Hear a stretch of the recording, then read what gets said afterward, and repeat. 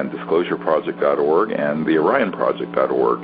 And we're here today to talk about some exciting developments with Sirius.neverendinglight.com, the film that we're working on to end the secrecy on this subject. And also we'll be talking with Marilyn and Diane, who are from a contact team that CSETI has in the New York area, outside Albany, New York, and their experiences in putting together this contact team and the amazing experiences they've had over the last couple of years since working on this together. And I think people will be really interested to hear what an interested party can do once they learn how to make these protocols that we have developed for ET contact work in a team setting, in a group setting, and the sort of experiences that are open to anyone who wants to try to do it. And along those lines, I just want people to know that we have sort of a great announcement today. We just got up on the play.google.com site, where you get your Android apps, the CSETI protocols for making contact, and it's called the ET Contact Tool if you're looking at play.google.com. For a while we've had it on the iTunes store at Apple for iPhones, but we did not have it in an Android form, but we have just beta tested it, and it's available now, I am told, as of this morning. So those of you who have Android phones, smartphones, let me just tell you that what this app has, it actually has the meditation protocols for making contact. It has the entire process of what these protocols entail, how to do the meditation and the remote viewing training. It has the tones that we had recorded from the crop circles that we send out into space, and it'll actually, you can play them off of your phone, and your phone can be hooked to a speaker if you want. So everything but a laser in your consciousness will be on this app, and it actually goes through a lot of how to develop these contact teams like Marilyn and Diane have done, and what you need to have in terms of equipment. So it's really a complete package, and it's available now at play.google.com for those of you who have Android smartphones. Of course, it's been available for a time now at the iPhone store, and it's called the ET Contact Tool if you're going to that site looking up how to find it. So those of you who want to get that and have been asking about it, it's now available. So that's really good news. So without further ado, I'd like to thank and welcome Marilyn and Diane for being with us today. Hello, folks. Hello. Hello. Glad to be here. Yes, well, why don't you share with people a little bit about how you guys got involved and the kind of experiences you've been having in New York with this amazing team. It's one of the strongest CSETI.org contact teams in the world, and I think it's just really a great story to share with people. Well, thank you, Stephen. It is a great story, and this is Marilyn talking. And, well, we went to several expeditions with you and your team, and as a result, we came home and said we have to continue this work, and we began with a really small group. And over the last year, the group has grown, and what I'd like to talk about for a minute is just the nature of this group. We have all kinds, the range of people in this group, Stephen, and the age range. We have from like 20 to like 70. Awesome. And then we have attorneys and teachers and ministers and sanitation workers from New York City and firemen and police, women and just a genetic researcher. I mean, people with all walks of life and all ages, and they've come here with such a commitment. Some people drive 4 hours to get here for one evening's work, and it's just amazing the commitment of this group. And we've noticed that as the commitment from all of these people, and we grow every time there are new people. We had somebody fly up from Virginia Beach for the one in June, and people feel the cohesiveness that has developed over time, and that cohesiveness has markedly changed the kind of contact we're having. And so anybody who wants to start a group and can get members to come on a regular basis, I mean, the consciousness changes in this group, and we are doing such heart contact at this point with our ET friends, and every single night, there's a very small group that goes out almost every night on this property. There is contact every single night. And then on the monthly meetings, we're having amazing things, which I'll talk about in a minute. But the other thing we've noticed is having this group on the same land. We live way out in the woods, right, and in the country, and so we have very little activity in the skies that get in the way, except when lately the military helicopters have been hovering. But we doing it on the same land, it's almost like even the land has created a cohesiveness to the Earth consciousness that we're doing this contact on. And so it feels like there's just the ETs know we're here, they know our commitments, they understand our kind of consciousness levels that continue to increase. And as a result of the last couple of months, I'll just go into some of the things that have been happening. Each night, each monthly meeting, we've probably seen at least 25 crafts. Right. Distinguished from satellites, because we have the satellite chart, and we're all beginning to feel the difference. But these crafts, the power-ups that happened last, I think it was 2 Saturdays ago with the global CSETI, we had power-ups that were responding both to our thoughts and to the laser, and they powered up so strong and then disappeared and powered up again and to our questions. And then we had flash bulbs that were just extraordinary come in. And this stuff now just seems like normal material. Our tri-field meters, sometimes when this extra activity is coming in, are just registering such high magnetic energy. The radar detector, when we first got together the last time, gave us the 3 beats, I am here, right when we convened and started the group. And again, we live out in the country. There's nothing that I often have the radar detector on at different times when we're not doing contact work, and it just doesn't go off. It's just right, there. Right. In the way of explanation, before you go much further, because I think we're going to lose a lot of people who don't know what the protocols are and the kind of equipment we have. One of the protocols we use, of course, is in group consciousness and meditation, where we then do a remote viewing process where people are trained to see with their inner sight, and this, of course, all the World Puja people understand this aspect of non-local consciousness, to see where the extraterrestrial vehicles are, even go visit to their planets or their spacecraft, and then we turn it around into a vector where we actually zoom in from wherever we sense they are into where we're located. So if you're in some land outside Albany, New York, and in a wilderness area, then you show them that part of the United States, and then you show them exactly that area and the farm and your group, and zoom right in like you're zooming in from outer space.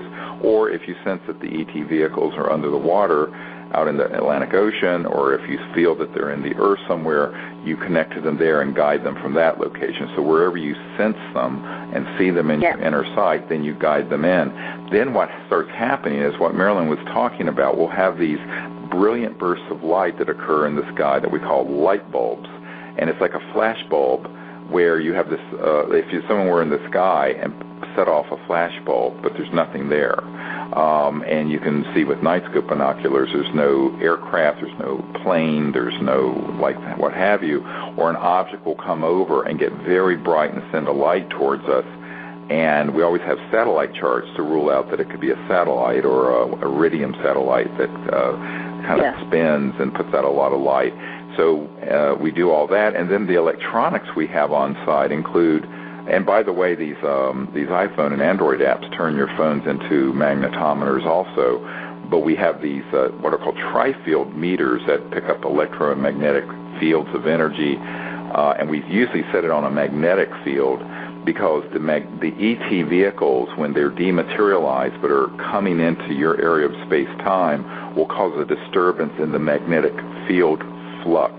So there's a baseline magnetic field that you can go out into the woods and just set it at 0 so the magnetometer is quiet and at baseline 0. And then if you're out in a remote area where there's no electromagnetic devices such as cars or refrigerators or microwaves or anything like that.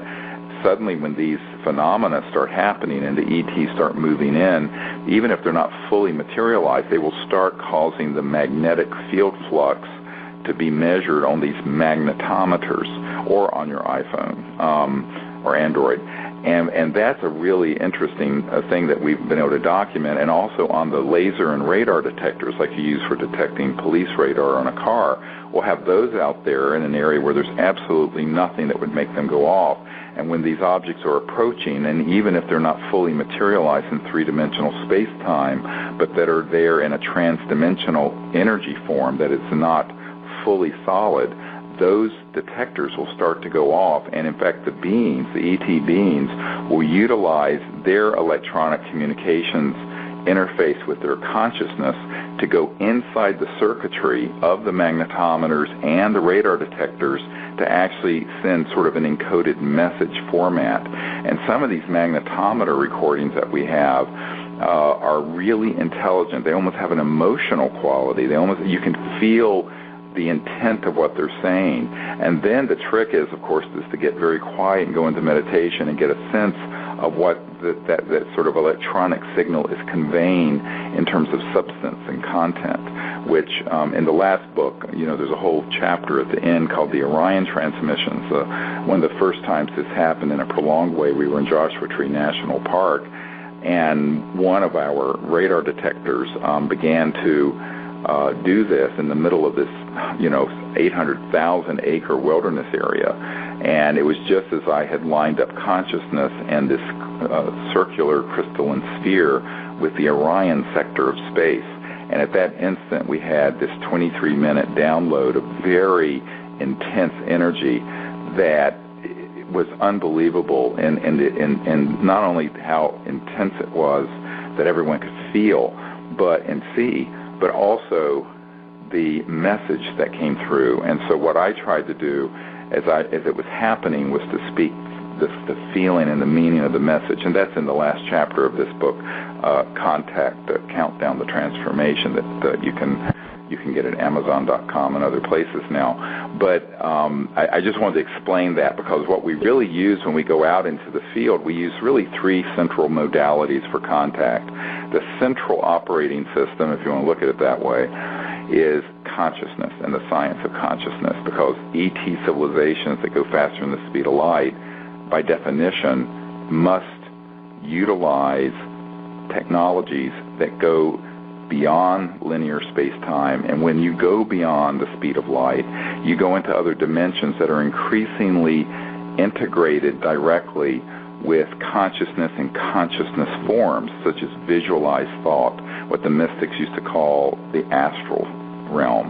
And so, but this is being done with technologies and communication systems, as well as with their innate ability, because when you see these ETs with their craft, they're actually touching something and thinking to it, and will navigate the craft to one point in the universe or another.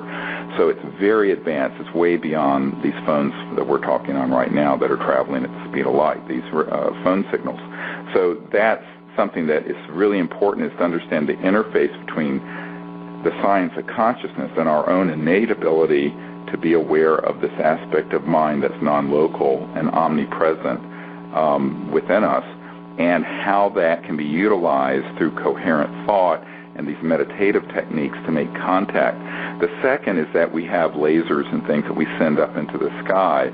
The ones we use go 200 miles into space in clear air, and those give the ETs a precise vector of where we're located, just in case our minds are a little fuzzy and our visualization capabilities are not as clear as they should be. And then we also have these electronic tones that we play, usually on a boom box, but you can play them on your iPhone or Android, that were recorded in the crop circles in England, but we've also have ones that we've had tones that have come into our circle, such as out at Mount Shasta, where we're going in a week or two. And those tones we then send out into space with little walkie-talkies, because we let them know that if they're wanting to get an exact and precise fix of where we're located, they can use the light and the electronic tones to do that.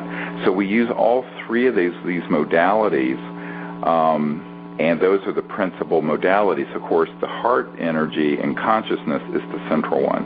The message of welcoming them, of seeing them in your inner sight, of seeing that the consciousness within them and the consciousness within each of us is a singularity. It is the one mind of the cosmic being that is within all things. And then the heart space of this sort of the magnetism and the attraction of love and this sort of pure and divine love that we send out along with the thought. So that's the central thing, but we do use these other technologies to get a more precise fix for them. But in addition to that, we have these electronic devices and things that we have that really are important because, you know, often when we have a craft that appears that is fully materialized, within minutes there might be a military jet or a helicopter that comes over. And then, and this happened at Crestone last month, where then the ET craft literally dematerializes. We have this on film, by the way, Marilyn and Diane, from Crestone. You would not believe what happened. This ET craft came in from the northwest, came in, turned, came right over us. We have it on photos and video. And the filmmaker that's working on Sirius.neverendinglight.com with us, Armady Kalika, saw this, and his assistant. It came in, it literally made like a big circle and dematerialized right in the frame of the film. And it did that just as a military jet that had been circling a little to the north, east, out towards Colorado Springs, where there's an Air Force base, came in very quickly with afterburners on, and the jet turned to try to intercept the ET craft to suppress it from coming into this dimension any further. And that's when this ET craft dematerialized, and we have all of this on videotape.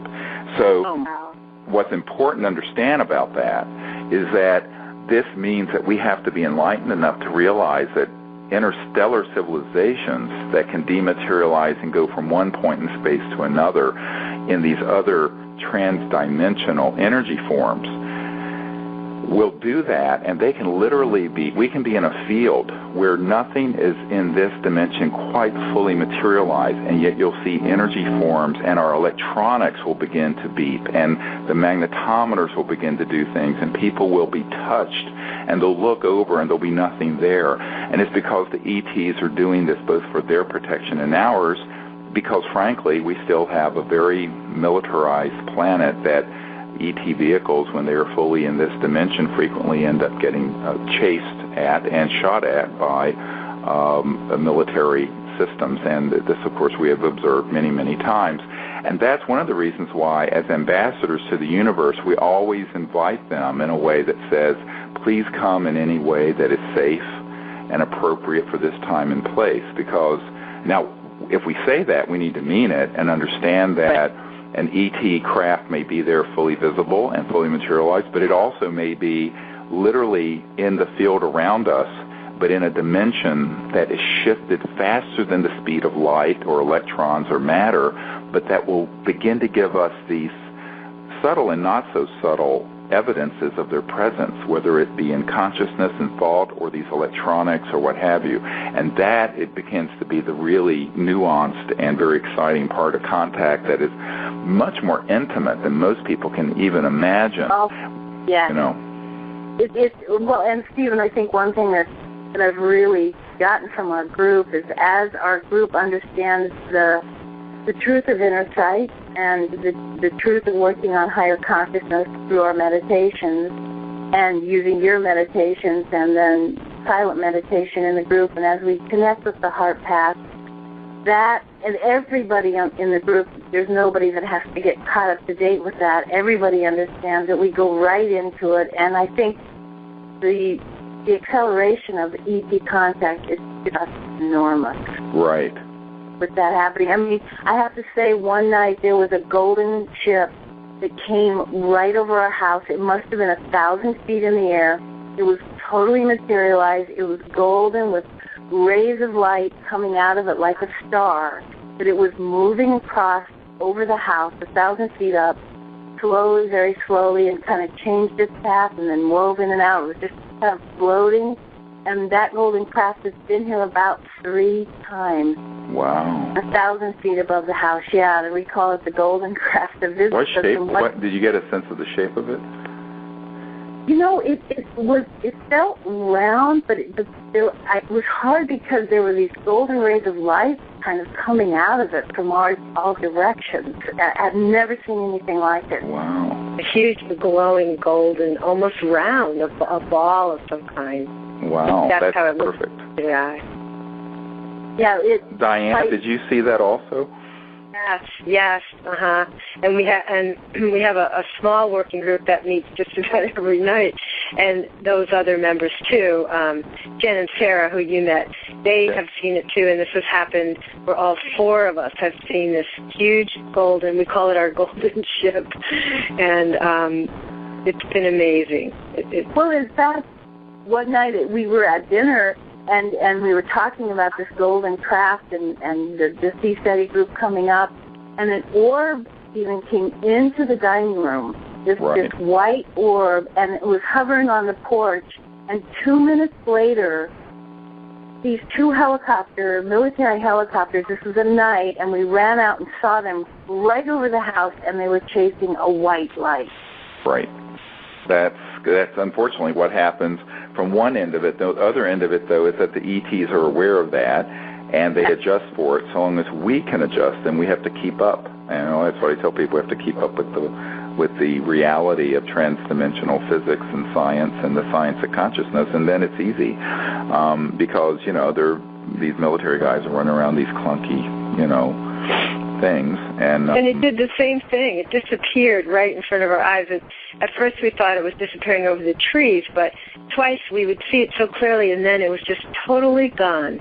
It just dematerialized in a second. You know what's interesting, that you described this golden, at Shasta, Mount Shasta last year.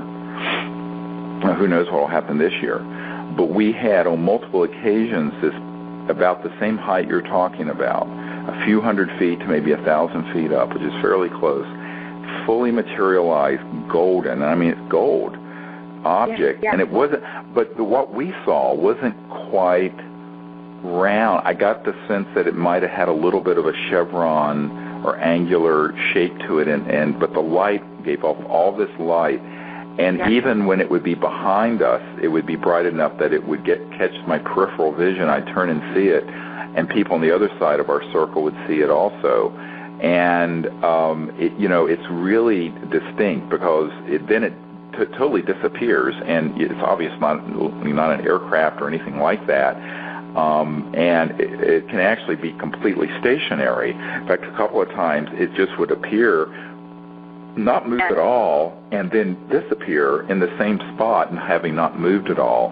And so one of the things we're going to try to get this year at Mount Shasta is, and Emery Smith is helping us put this together, is a 360 filming, because the night scope cameras we have only get 10% of the sky each. Right. We're missing 80. The 2 cameras get 20%. So we're really only getting, we're missing 80% of the sky.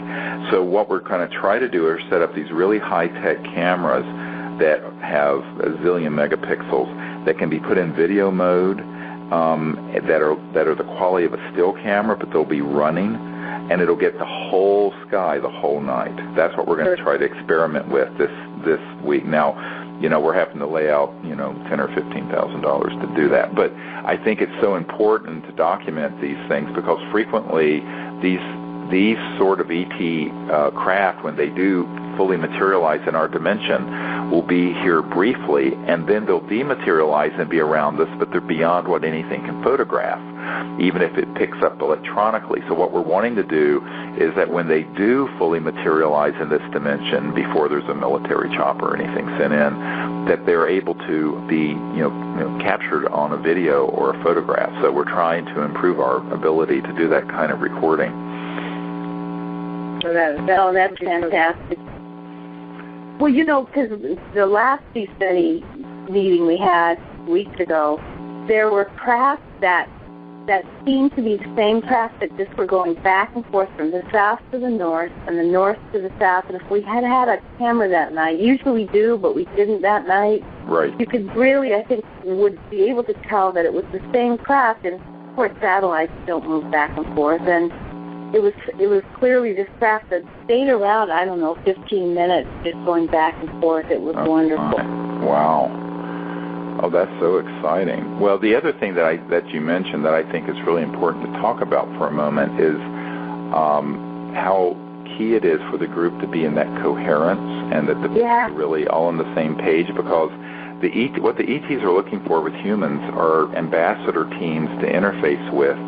So it's not just purely one-on-one and anecdotal, that because it's going from, contact with individuals to contact with these ambassador groups, building up to contact with the entire planet as a planetary. Okay, so we're that stepping stage, and so these citizen diplomacy groups like yours are so important. But for them to function, it is the thing that is most determinative is the intent, the pure-hearted intent of the group, and the coherence of the group to be able to be in this deep meditative state and go into that state of remote view and deep consciousness and also deep heart space. And what that does also is that it creates in the Akashic record of your land, as it were, a sort of a power spot potentiation where your land is now become, as it were, initiated into this process. And even within the structure of space-time, there is this omnipresent consciousness field. And therefore, where you're doing this contact on your land, day after day and week after week, creates a very powerful energy that remains there all the time. And this is why, when people find that if they're doing meditation, if they find a certain place in their house that they do it all the time, it does facilitate the depth of the meditation. Or that if you go to a place that has had some very sacred or enlightened event take place that happened thousands of years ago, you can go there and still feel it. On the other hand, if there's something terrible that's happened, you can feel it. So there is an Akashic record that is actually encoded within the fabric of space-time because consciousness is omnipresent. And all of linear space-time is actually a kind of a crystallization, as it were, of the pure consciousness into the linearity of space-time in the matrix of matter and space and time and what have you, but it's all conscious. And so this consciousness and the feeling that is created during a contact event, and particularly where you keep going back to the same place or on your own land, it really does create that energy that then remains there and then potentiates further contact. Wow, what a beautiful explanation. Because that's exactly it, Stephen. In fact, I have to bring this up with you. There is we're right on a stream, and there's a huge boulder. It's maybe 6 feet by 8 feet. Wow. And many people have started to have visions that there's a portal there. And people have crawled up on this boulder and seen red orbs coming right down the stream. People's hair stands up on their arm. Diane's son had a dream that ships were landing right there by the boulder. And he said it was the most lucid dream he had. So it feels like there's this portal that's open wide up. And before we start in the group, many people want to go to the rock and sit and get grounded before we start because they feel like there's this incredible opening out there. Wow. Well, and that is true that there can be certain areas where for whatever electromagnetic reasons, and remember, boulders are crystals. Even normal rocks, they're all crystalline. Look at them under a microscope. All rocks are crystalline, even if it's not pure quartz crystal. And a lot of people don't realize that about the sort of the mineral kingdom. And so if you look at that's very interesting. And the fact that the ET technologies and the transdimensional nature of them do have a sort of resonant factor with crystalline structures. And that may very well be the case. And, of course, the Earth itself, frequently there will be areas where these objects will be seen not quite fully materialized, emerging from the Earth. Because if they're in the earth, and they can be. They can be underwater, in the earth, out in space. They can be in these other dimensions, but there can be sort of a, as it will, an attraction or a resonance component because of this crystalline nature of both water and stone. And so that does facilitate things materializing. And it's not that it's required, but it may just be something where it will be more evident because of the subtle energy that is there. And this is a whole area of science that I know that if you look at the work that was done by Marcel Vogel at IBM and dealing with crystals and what have you, it's a really important area of science that, I've never actually delved into publicly, but I know a great deal about. And there are people on our team who worked with Marcel Vogel at IBM and with all these these amazing properties. Some would call them magical properties of crystalline structures. But it's not just pure quartz crystals or other types of minerals. It's any rock is a crystal. And remember the work of Amato, the Japanese scientist who found that water, crystal structure in water, you can put your consciousness in it, and it actually does get recorded in water. And so water is crystalline, and so is glass. And people don't realize that, of course, glass windows are actually a liquid. That's why very old glass looks like it's running, but it's actually alive and liquid. So all glass, like all the glass in your house, is actually chemically classified as a liquid. A lot of people don't realize that. And so you have these liquid crystal aspects of this that crosses into potentiation of transdimensional energies. And this is also why many of the quote-unquote free energy so-called devices, one of the scientists who was at Lawrence Berkeley Labs who was almost murdered when he discovered this, who's a very dear friend of mine, a physicist, brilliant physicist, he had barium titanate crystals that when he put an electronic signal in, electricity in at a certain resonant frequency, they would begin to vibrate, and the output wire was 10 times, 100 times more than the input, because the energy was being transduced or transformed from other dimensions through the crystalline structure. And that's what you find a lot of people who understand these ET vehicles, in the very center of them will be these crystalline forms that facilitate these trans-dimensional shifts in energy where they go from one dimension to another. Wow. I'm just trying to connect a few dots for folks. Yes, that's wonderful. Well, it is happening here. Everything you're describing is wonderful because it really puts it into perspective and what we're all feeling here, and I think why people are willing to come here from such distances, and there is.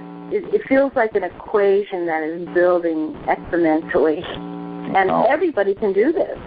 Oh, that's the thing. That's the key thing is for everyone to understand that, you guys got introduced to this, 3 years ago or whenever, and came to the Outer Banks, but every single person can do this, and it isn't something that requires, you don't have to be like Ingo Swann or someone, you don't have to be.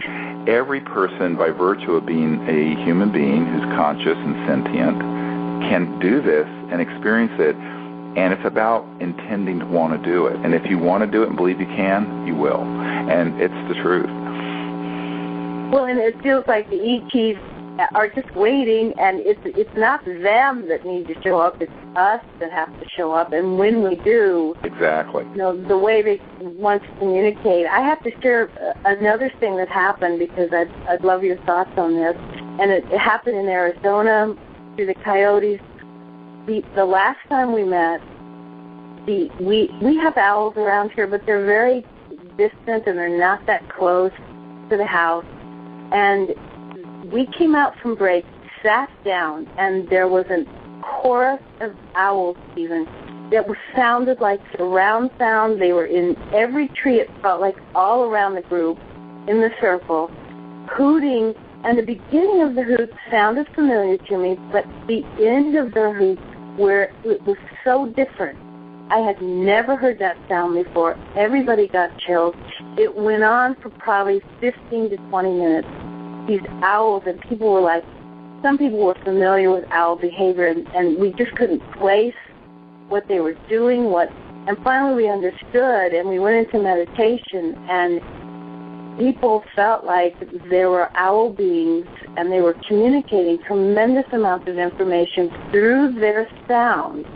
And then during the meditation, I did a short meditation later, and as I was welcoming the creatures of the planet to our group with love, the owls at that very moment started sounding again, and again it sounded like they were in every tree around the entire group surrounding them.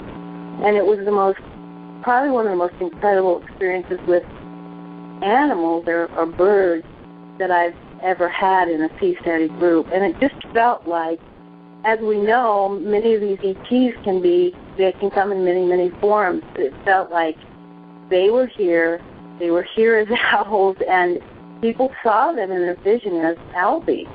Right. And many people have had these sort of experiences with the owl-like ETs. And one time at Mount Shasta, we had 4 of them that were in the 4 cardinal directions, north, south, east, west, doing exactly what you're describing. A few years ago, we were up in the National Forest at Mount Shasta, California. And by the way, people, just so you know, that we are going to Mount Shasta in a couple weeks, but there's a waiting list for that now, so we don't have any more spaces for that. But we will be doing an expedition in the Anza Borrega Wilderness in Southern California in November. So if you're interested in that, you can look into it at cseti.org, cseti.org. But the main thing is that we've had this happen over and over again with nature and Gaia, the Earth spirit consciousness, interfacing with what we're doing, and the ETs doing things that are unbelievable. And it happens in a lot of different ways. And what you described about it sounded like it was in like an echo chamber.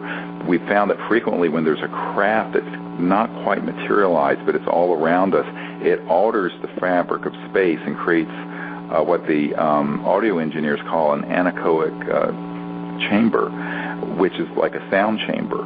And we've had it happen exactly it. Yes, and we've had this happen probably a couple of dozen times where we'll be out in the middle of nowhere and there'll be a stream that's, a mile or 2 away, and suddenly it feels and sounds like it's 2 feet from us, rushing, and it's because of this space-time distortion of an anechoic chamber. And we have had this happen over and over and over again, and we know that it's definitely a phenomenon that's associated with the ETs that are very close. Oh, boy, what a great way to understand that happening, because all of us felt it, and it was, and on the way home, 4 people were going back to New York City in their car, going along the Taconic Parkway. They saw a snow owl, which I don't even think we have in this region, sitting in a tree. Wow. That night's theme was definitely the owl, but it's wonderful how, and sometimes breezes will come up. It feels like the ETs will use so many things that we understand to communicate with us, whether it is touch or using trees or nature, earth, and it's beautiful how much they try to communicate with us. And I always say, if you're not getting communications with the ET, it probably has more to do with you than them. Oh, sure, because, they're waiting for people to be in a state of coherence and being awakened, and then it's very effortless. And Diane, what are some of the things that you've experienced and seen lately? I was just reflecting on this amazing experience that the smaller working group we had either last night or the night before, and we have these chairs that we lay in that are very comfortable. And it seems like as soon as we go into the chairs and go into just opening our hearts and going into just a brief connecting, the ETs start appearing in these ships, in craft that we see going back and forth. But the other night, the whole sky was clear, just absolutely clear. There was not a cloud in the sky. Wow. And all of a sudden, this cloud formation came right over. There were 4 of us right over our chairs, and it stayed there. It looked rather curious because the whole sky was clear. And we kept watching it, and we said, what is this? And then we looked up, and before we knew it, the clouds started disappearing, not moving with the wind. They started disappearing and forming I kid you not, the letters X and then O. X-O. We all saw it, and then a second later, poof, there weren't any clouds left. It was completely gone. Wow. So they were giving you a big cosmic kiss. That is amazing. You know, years ago, we had some people doing this in West Virginia, and it was very cloudy and this and that, and it was on a lot of brand new trainees, and people were going, well, you know, everyone thinks, you know, the ET craft is going to come in like a Steven Spielberg movie, and you're going to climb on board and have bagels and lox. But what happened was that people were going, well, you know, they had the meditation, there were some subtle phenomena, and at the end, someone said, oh, I wish we could just see an ET. Suddenly, in the sky, a cloud, quote unquote, materialized that formed two letters, E-T. Oh, and my everyone God. saw it. And it was like, you know, you can't make this stuff up. I mean, you know, and it's, you know, and that's when you know they're there. They're there as far as they felt safe to be there for whatever reasons. And yet they will do something like that is mind-blowing, that you would be almost like in a science fiction film, except by a whole group of people. And that is just amazing. One other time, years ago, I took a group down to Mount Popo, the big volcano outside Mexico City, and we were on the far back side of it near Atli Mayaya. And we had this massive, huge, 800-900 feet on each side triangular ship, and then a circular craft come out of the volcano and circle us and signal to us and then vanish. And then it was later that night, and we were really tired because we had flown from the United States, and then, you know, had only been there a couple of days. And Sherry Adamak was with me, and a few other people, another medical doctor. And we looked over, and to the sky, to the left of the volcano, were two brilliant stars that were right in line with each other, like two eyes. And in a crystal clear desert sky, a head that looked just like an ET head of clouds formed around those stars, so that the head was almost like two-thirds the size of the volcano, and there were these two bright stars that were the eyes, with this ET face just shining from the sky looking at us. Wow. Yeah. Love it. And we went, oh, my God, you got to be kidding. And, you know, these sort of things. So a lot of times, you know, you're so right to point out to folks that there are these phenomena that happen in nature which are not natural phenomena, but they'll utilize natural phenomena, whether it's an animal or the clouds or something else, as a way of sending that they get it, that they know you're there making contact, and they'll make contact, that it'll be through these indirect means. Because every time we've had a craft like a Crestone that's fully materialized, that floats over, in comes a military jet or a helicopter. And of course at Mount Shasta, as you all know, a few years ago, we had one that came out of the mountain, and there was a weapon system fired at it that crashed into the woods right in front of us. Right. It was an electromagnetic energy weapon. And I've always told the ETs, you know, that this planet is not exactly the Garden of Eden of peace yet, and to do this in a way that is safe for everyone concerned, them and humans as well as the ETs. And so everyone has to be very aware of the fact that this is part of the dynamic, and they're willing to do a lot if you're conscious enough and intuitive enough to see how it's happening. And then every once in a while there'll be something, like you said, this golden ship that just floats right over your house and sits there. That's so unmistakable. But then there are all these subtle things that happen, which in a way, many times I find more endearing and amazing than the others. Well, and I think it also, what it's teaching all of us in the group is to use our subtle vision, our subtle kinesthetic cues, it's teaching us the subtleties of consciousness. Exactly. And all of a sudden they start showing up through those channels. It's beautiful, because really we're learning how to do this.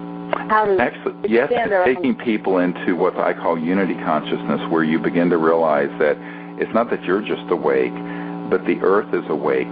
The air you're looking at, the space that you're looking at with your eyes, it's all consciousness resonating and phasing as space or time or a star or a bird or a tree, but all of it is pure consciousness. And so all this is that, and then people at the World Fusion Network understand this concept, but it actually begins to put it in play. And these interstellar civilizations get that. They completely understand it. And really the big leap, I tell people these free energy technologies, anti-gravity systems, those should have all been out 50 to 100 years ago. The big science of the next 1,000 years and on forward beyond that is the science of consciousness, of mind, of understanding all this interplay. And that's what's most exciting about all this. And it's the central concept to comprehend, apprehend, live, and begin to experience, to be an ambassador to the universe, as we call it, to be in contact with these civilizations. Because if they're traveling from one galaxy or star system to here, they are crossing through dimensions that are conscious and light and all these kinds of phenomena, and they get that in a fully operational way. And so they're trying to sort of nudge us into this new paradigm, a new reality, so that we can actually interface with them in a way that's meaningful. Yes, and what's amazing, I find, is that the more you use your consciousness and open your heart, there's this, it's almost like a courtship.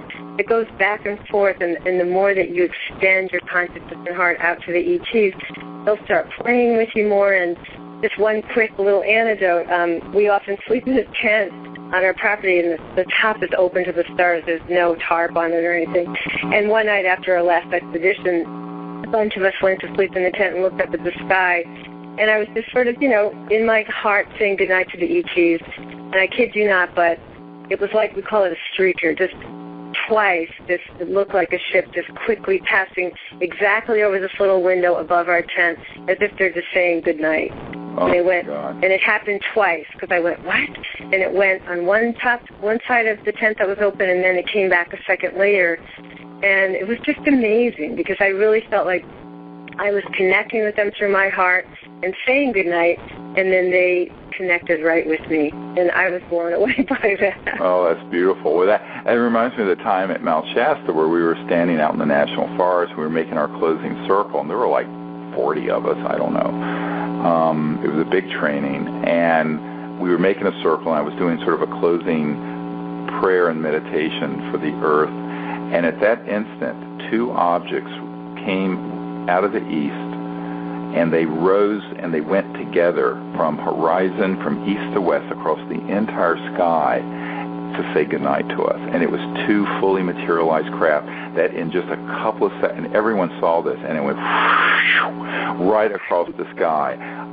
And actually what was interesting in Crestone last month, we had an object just like that came out of the east, and it was right at a point in a meditation where we were doing this healing for Mother Earth and the healing of humanity to go forward as a peaceful people. And at that moment, this craft, a golden craft, you could actually see the form of it, came out of the east and went horizon to horizon to the west, right over the group, and you could hear it. People could actually hear it moving across it. It was one of the most astonishing sightings. And interesting, the filmmaker was there and saw it. That it was the first night he came out, and he went, "What in the world?" I said, "Yeah, well, this is what happens." Right. So it's fun to introduce people to these things. And by the way, people who want to support the film project, I just want to talk for a moment. The reason we're working on this is to bring out the whole concept of disclosure, contact, transdimensional science of consciousness, and free energy systems in a 2-hour feature documentary that we're working on. We're doing it totally from what's called crowdfunding, from the public supporting it. And you can go to Sirius.neverendinglight.com, and for various donation levels, you get a copy of the film, or a trip on a training, or kind of tickets to the premiere, or what have you. And you can see what those are. We're also, and this is very sensitive, I'm going to speak very carefully, so listen carefully. A couple of years ago, Dr. Bravo, who's a fellow emergency physician who's on our board of directors for disclosureproject.org and seacity.org, and I went to a foreign country, that's all I can say, and I was the third person to ever handle this dead, deceased extraterrestrial being. Now, it is a physical specimen. We're told it's ET. That's not yet been proven. It's a possibility we can include this in this film. It's going to be, unfortunately, very costly to do the genetic testing, the MRI scans, the geneticist review, our anthropological reviews, and all of this. It has to be done to vet and check this out thoroughly. At this point, the institute that has this little being, which has been dead for an undetermined amount of time, is willing to cooperate.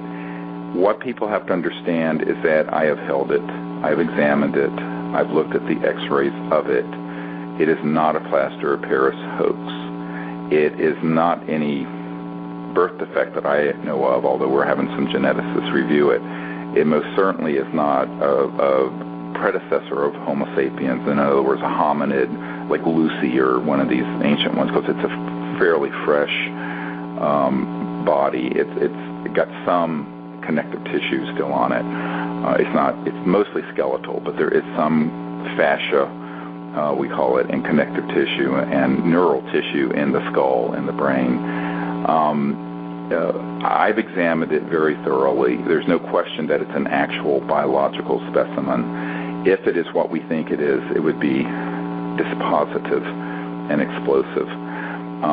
So if people want to help support our being able to check this out further, they can also help us at Sirius.neverendinglight.com, because what Dr. Bravo and I want to do is a full scientific examination, including various scientific scanning, MRIs, possibly radioisotopes and carbon dating, although that's problematic because we don't want to damage the creature by taking large samples. We want to be able also to do a full genetic comparison to Homo sapiens, as well as any other known existing hominids that may be in archaeological or anthropological databases. So this is a substantial undertaking.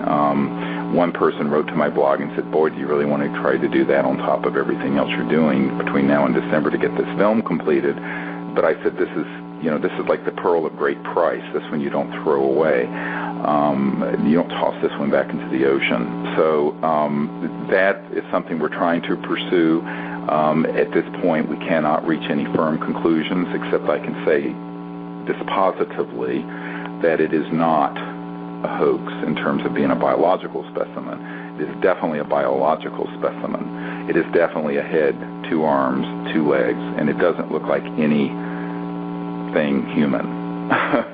So, and it's not just like a skull that may or may not be a deformed human skull like some of the things that you've seen on the internet. This is an entire body. So, we're trying to pursue this. Obviously, the security concerns and the scientific issues around this are mind-boggling. The only reason I'm mentioning it is, number one, we're going to need funding support to do the proper testing. Number two, the more that people know we're even in pursuing this, it creates a zone of protection around us, because paradoxically, the more the people who know what we're doing, the more protected we are. A lot of people couldn't understand when I was doing Disclosure Project 10 years ago why I started talking about the 115 or so top secret people that we had that we were interviewing. I said it's because you can't buy the kind of protection that millions of people knowing what you're doing can give you, because these classified and rather shadowy projects do not want to step into a billion-watt spotlight. So on the one hand, we have to do this rather discreetly and carefully at the request of the people who have this specimen. On the other hand, I'm loath to do it in secrecy because I think it's highly risky. So that's why we're talking about it today. So those of you who kind of read between the lines of what I'm telling you, this is something that we want to do in the next, probably in the next 60 days. So time is of the essence. Unfortunately, the genetic testing on this could take some time, and for this data to make its way into this historic film, which you can see a description of it, Sirius.neverendinglight.com, that's going to require some type of real planning, and we may have to actually, unfortunately, to do a global search of a proper institute that can do this in a timely fashion, because it's a serious amount of scientific testing that has to be done. But at any rate, we are pursuing it. I have green-lighted that effort. I talk about it on my blog, which is Dr. Greer's blog.disclosureproject.org, and there's a link to it from our sites. So I just wanted to give people a heads up about this. This is kind of late-breaking news, and Dr. Bravo is heading up the coordination of this scientific team. Dr. Ted Loader would also be helping us, who's our science advisor, who's Professor Emeritus, University of New Hampshire. And there's some other scientists we're working with who wish to remain anonymous at this point. But if anybody listening can help us with this, then let us know. And if you can help with the support of creating this film, we have enough to do sort of the rudimentary of a feature film, but this is not a $5 million film budget. It's, it's a couple $100,000, but, thanks to everyone who contributed. But if we could get some more funding, we could do a better film and include more evidence and do more witness interviews and with military and other people who are coming forward. There's a new CIA witness who's come forward, many people have heard about, who's confirmed the Roswell event. So we're wanting to include as many things as possible.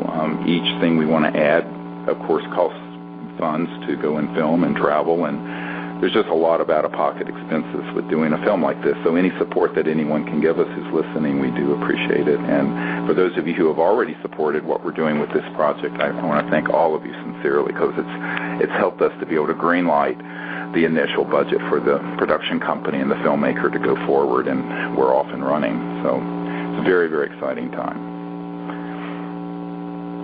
Wow.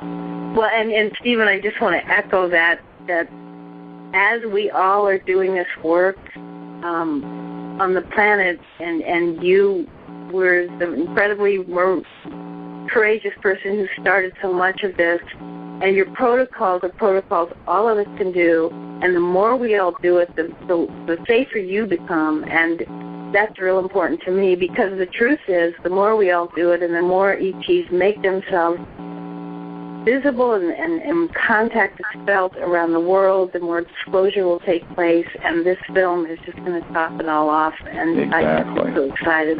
Well, and Diane and Marilyn, you can just confirm that you've actually seen photos of me with this little specimen. Yes, we've seen photos, and they're absolutely amazing, and there's no question about it. In the photos, this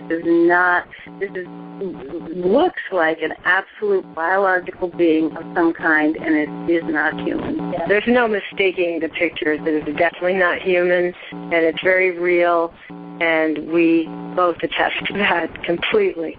And I can tell you, having examined it and held it, of course I did so carefully with gloves on and whatnot, and examined the x-rays. In fact, Marilyn and Diane have seen me with the x-rays and with the being itself. But, yes. This is definitely a biological. This is not like, is it the alien autopsy thing? Is it a model? Is it a hoax? Is it this? I mean, the question is, what is it? It has gone through some review processes at a university, ruling out any existing known hominids.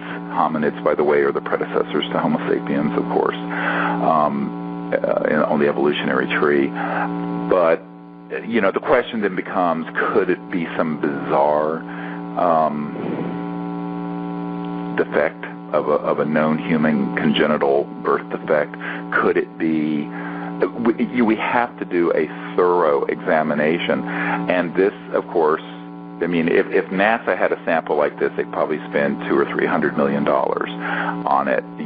So we're going to try to do it with what we can get, but it just the out-of-pocket to do the MRIs, the other scientific testing, the genetic testing is going to be substantial. I'll just tell you, we're still in the process of putting together a budget for that. But anyone who can help with that, we appreciate it, because this is something that is people need to understand this could be some of the most pinpointed confirming evidence that we have on. Yes, I mean, short of going to you're right, short of going to an underground base at Fort Huachuca or so-called 51 or something and dragging a body out of the chambers there that they've shot down and killed. Yes, and so this is not something that this is not an opportunity that comes along every minute. I've been doing this for 22 years, and I can tell you I've never seen anything like this. Yeah. So, well, I believe we're out of time. I'd like to thank Marilyn, Diane. You're just awesome people, and you're doing great work there in New York with all the folks and keeping the torch alive for contact. And I hope sometime to join you up there on your land. It sounds